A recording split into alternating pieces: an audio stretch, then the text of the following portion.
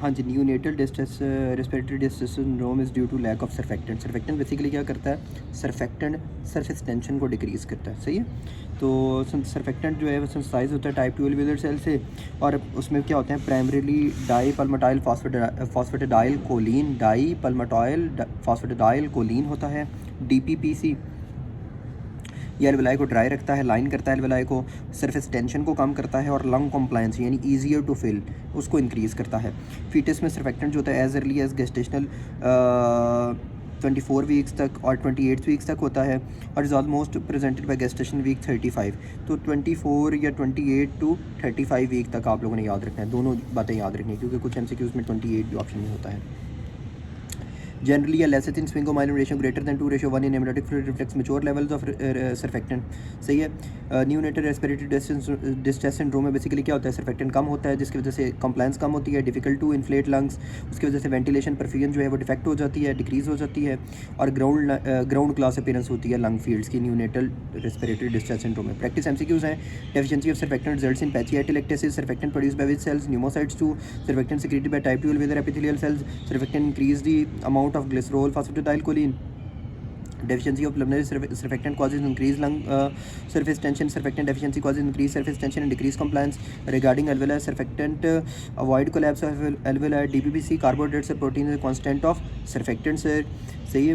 Deficiency of surfactant causes patchy, बार बार वही MCQs हैं। alveolar do not collapse due to presence of surfactant। ARDS is character of reduced production of surfactant by type 2 alveolar cells। 28 weeks pregnant lady premature labor है जी, who develops respiratory distress on ventilator, chest X-ray, diffuse pulmonary fibrosis है। What will be the most likely finding of lung tissue to decrease laminar cells in type 2 pneumocytes।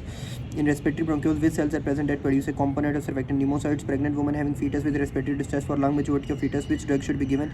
तो बेटा मेथासोन जो है वो lung majority में देंगे foetus को। बेटा इज़ ग्रेटर दैन डेक्सा। 118 है pulmonary vasoconstriction occur due to reduce systemic partial pressure of oxygen. सारे ऑर्गन्स में बेसिकली हाइपोक्सिया क्या करवाता है, vasodilation, but if possible but it is opposite in lungs. वहाँ पे वो वेजो कंस्ट्रिक्शन करवाता है। सारों में हाइपोक्सिया वेजो डायलेशन करवाता है, लंग्स में वेजो कंस्ट्रिक्शन करवाता है। ये बेसिकली क्या है, होम्योस्टेटिक मैकेनिज्म होता है for delivery of blood to better oxygenated lung. सही है, lung segment to optimize the systemic oxygen delivery. Basically ये मेन इसके पीछे रीज़न है। Hypoxic pulmonary vasoconstriction alveolar through oxygen sensing potassium channels, person travels from sea level to 5000 altitude, what will occur, तो pulmonary vasoconstriction होगी। Increase pulmonary vasoconstriction cause by high altitude. सही है। उसके बाद pulmonary vasoconstriction occur due to reduce systemic PO2। Hypoxic pulmonary vasoconstriction alveolar through oxygen sensitive potassium channel. Pulmonary artery pressure increases in hypoxia. आगे hypoxia पे देख लेते हैं। Stagnant hypoxia causes polycythemia. Hypoxia 119 point है जी, 119 में stagnant hypoxia causes polycythemia. Hypoxia में एक बात याद रखनी है कि जो CPSP का फेवरेट है वो हाइपोक्सिक हाइपोक्सिया है। हाइपोक्सिक हाइपोक्सिया जो होता है वो नॉर्मल वेंटिलेशन परफ्यूजन या हाई एल्टीट्यूड पे होता है, और इसमें ऑक्सीजन प्रेशर जो है लेस ऑक्सीजन इन ब्लड होती है। हाइपोक्सिया होता ही क्या है कि ऑक्सीजन कम हो, तो अगर ये ब्लड में ऑक्सीजन कम हो, ऑक्सीजन प्रेशर लो हो, तो दिस इज़ हाइपोक्सिक हाइपोक्सिया। सही है। और एनीमिक हाइपोक्सिया क्या होता है कि ऑक्सीजन को जो कैरी करने वाला HB है वो कम होता है, blood loss, anaemia, CO poisoning में, ये एनीमिक हाइपोक्सिया। और ब्लड फ्लो जो टिश्यूज़ जो है वो कम हो तो डेट इज स्टैगनेंट, वो एक स्टैगनेंट बन गया है, हार्ट फेलियर शॉक में होता है। और हिस्टोटॉक्सिक होता है, टिश्यूज़ कांट यूटिलाइज ऑक्सीजन, ये साइनाइड पॉइजनिंग वगैरह में होता है। और ये जो टिश्यूज़ कांट यूटिलाइज ऑक्सीजन है सारे टाइप्स ऑफ शॉक में जो होता है वो कौन सा होता है, टिश्यू हाइपोक्सिया। ये भी MCQ है CPSP का। कुछ MCQs कर लेते हैं। Stagnant hypoxia cause heart failure, cardiogenic shock and causes polycythaemia से, पॉलीसाइथीमिया। सही है।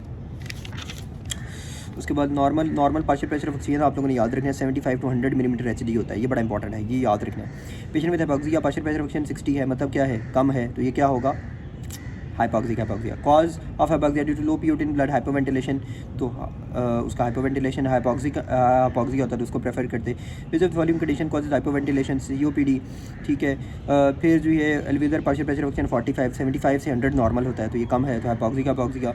सही है। Which type of hypoxia associated decrease partial pressure of oxygen and increase A gradient right to left shift. आगे हम शिफ्ट कर लेते हैं।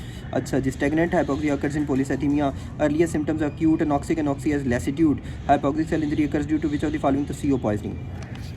उसके बाद है जी 120 point, soldier coming down from height having peripheral cyanosis and breathlessness, cause इसका क्या होगा, सेकेंडरी पोलीसाइथीमिया। अब याद रखना है कि अगर जो है ये हो कि वो लाइक 3 to 6 मंथ्स की हिस्ट्री हो तो फिर तो उसमें सेकेंडरी पॉलीसाइथीमिया होगा। लेकिन अगर 2, 3, 4 डेज़ की हिस्ट्री हो तो उसमें या अर्लीस्ट पे बेसिकली पुल पहले आता, पल्मोनरी एडिमा। सही है, ये भी याद रखना है। अब बेसिकली डेफिनेशन क्या है इसकी पॉलीसाइथीमिया की, कि increase concentration, focus on the word concentration, increase concentration of HB in blood is called as polycythaemia. अब ये जो कंसनट्रेशन है वो किस वजह से हो सकती है ज़्यादा, या तो रेड सेल नंबर ज़्यादा हो, या प्लाज्मा वॉल्यूम कम हो तो उसमें क्या होगा, कंसनट्रेशन होगी ज़्यादा HB की। अब पॉलीसाइथीमिया रुब्रा वेरा क्या होता है, एरिथ्रोपोएटिन बनाता है ना HB, तो पॉलीसाइथीमिया रुब्रा वेरा में क्या होगा, एरिथ्रोपोएटिन कम होगा। सही है, बोन मैरो या hypocellular bone marrow malignancy of cell lines हो जाती है। और सेकेंडरी पॉलीसाइथीमिया में क्या होता है कि किडनीज़ जो होती हैं वो प्रोड्यूस करती हैं erythropoietin to increase RBC production. सही है, सेकेंडरी पॉलीसाइथीमिया में क्या होता है कि किडनीज जो होती हैं वो प्रोड्यूस करती हैं erythropoietin to increase RBC production.